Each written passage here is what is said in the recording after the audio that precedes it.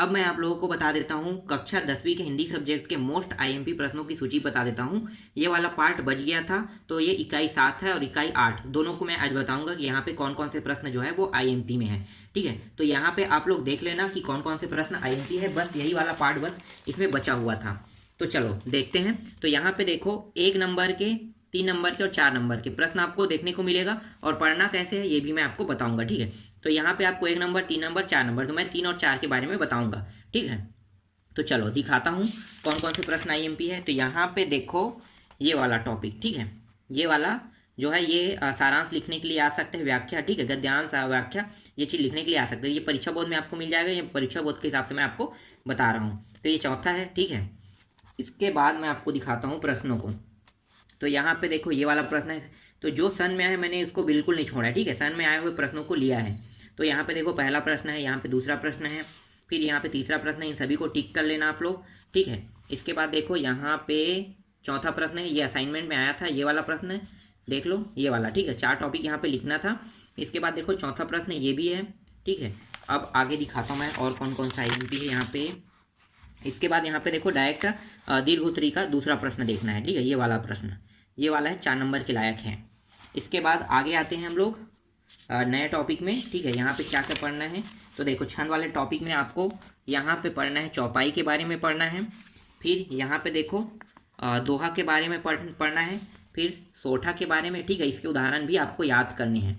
फिर यहाँ पे देखो बराबर छंद के बारे में पढ़ना है, इसके एग्जाम्पल भी है, उसको भी आप लोग देख लो, इसको भी आपको याद करने हैं।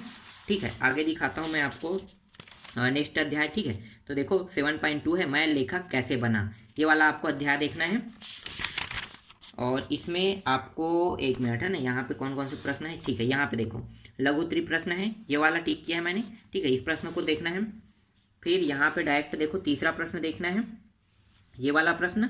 ठीक है, इसके बाद यहाँ पे देखो चौथा प्रश्न ये वाला आपको देखना है, फिर 5वां प्रश्न ये वाला देखना है, फिर यहाँ पे देखो 6वां प्रश्न ये वाला देखना है। ठीक है, आगे दिखाता हूँ मैं। उसके बाद आपको दीर्घोत्तरी प्रश्न दिखा देता हूँ। तो ये रहा दीर्घोत्तरी प्रश्न में ये वाला इंपॉर्टेंट है, फिर यहाँ पे देखो ये वाला इंपॉर्टेंट है दूसरा। ठीक है, इसके बाद मैं आपको दिखाता हूँ नेक्स्ट जो है वो 7.3 है। ठीक है, तो 7.3 देखो अध्याय क्या है, नाम क्या है, जेब कतरा रहेगा, तो इसी में ये मिलेगा इस अध्याय में। ठीक है, तो यहाँ पे आपको क्या क्या पढ़ना है, देखो यहाँ पे पहला प्रश्न पढ़ना है, दूसरा प्रश्न पढ़ना है। ठीक है, इसके बाद देखो ये तीसरा प्रश्न, लेखक और जेब कतरों में आप क्या समानताएं दिखाई देती, ये वाला टॉपिक आपको याद करने हैं। फिर यहाँ पे देखो ये वाला प्रश्न आपको पढ़ना है, जेब कतरों की कहानी वाला। ठीक है, इसके बाद आपको 5वां नहीं पढ़ना है, डायरेक्ट आपको देखना है दीर्घोत्तरी प्रश्न पहला देखना है। ठीक है, दीर्घोत्तरी प्रश्न में ये पहला प्रश्न इंपॉर्टेंट है और यहाँ पे देखो नोट में कुछ लिखा हुआ है। ठीक है, ये टॉपिक कहाँ मिलेगा, इसके प्रश्नों के उत्तर वो आपको देखने हैं। फिर मैं आपको दिखा देता हूँ यहाँ पे इकाई 8 दिखा देता हूँ। ठीक है, इकाई 8 में जो है वो सिर्फ 2 नंबर और 3 नंबर के प्रश्न आपको एग्जाम में देखने को मिलेगा। ठीक है, तो अब यहाँ पे ये होगा कि आपको पढ़ना कैसे, क्योंकि यहाँ का आंसर बहुत बड़ा बड़ा है, तो 2 नंबर 3 नंबर में आप बड़ा आंसर तो नहीं लिख सकते, तो मैं आपको दिखाता हूँ कैसे आपको याद करना है। ठीक है, देखो यहाँ पे क्या लिखा है, पहला प्रश्न देखो, यहाँ पे 1 सेकंड है ना, कहाँ पे, ये रहा। ठीक है, वीर गाथा काल की विशेषताएं लिखिए, तो 3 नंबर है, मतलब अधिकतर आप यहाँ से 3 ही विशेषताएं याद करना है। इसमें बहुत सारे विशेषताएं दी हैं, तो आपको सबको याद नहीं करने हैं, क्योंकि 1 नंबर में एक विशेषता में 1 नंबर, 2 विशेषताएं लिखने पे 2 नंबर और 3 विशेषताएं बताया कहेगा 3 नंबर। अधिकतर हो सकता है तो 3 नंबर के में 4 विशेषताएं बताया भी आ सकता है, तो यहाँ पे सिर्फ 4 तक के ही आपको याद करने हैं। तो देखो यहाँ पे विशेषताएं बहुत सारी हैं।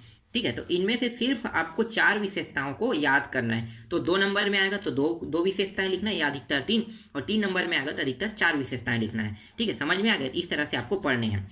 इसके बाद मैं आपको दिखाता हूँ नेक्स्ट जो प्रश्न है उसको दिखा देता हूँ।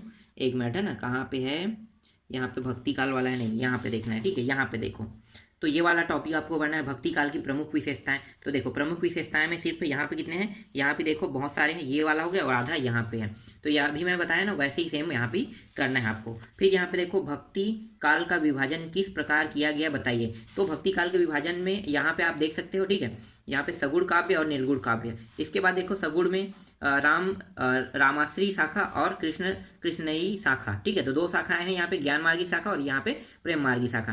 तो ये प्रश्न बन जाएंगे यहाँ पे, सगुण मार्ग में ऐसी तरह बनेगा और इसके 3-3 कम से कम ये याद कर लेना है। तो ये अलग अलग टॉपिक में 3 प्रश्न ये बना रहा है फिलहाल, तो आप लोग देख लेना। फिर यहाँ पे देखो चौथा प्रश्न मैंने टिक किया है, चौथा प्रश्न को भी आपको याद करने हैं। ठीक है, इसके बाद मैं आपको दिखाता हूँ नेक्स्ट जो है ये रहा 5वां। ठीक है, चौथा का जितना भी है सबको आपको देखना है, लेकिन वो अलग अलग प्रश्न बनाएगा हर एक खंड। फिर आपको मैं दिखाता हूँ 6वां प्रश्न, ये रहा 6वां प्रश्न, ये भी याद करने हैं आपको। फिर यहाँ पे देखो 7वां प्रश्न, ये भी आपको याद करने हैं।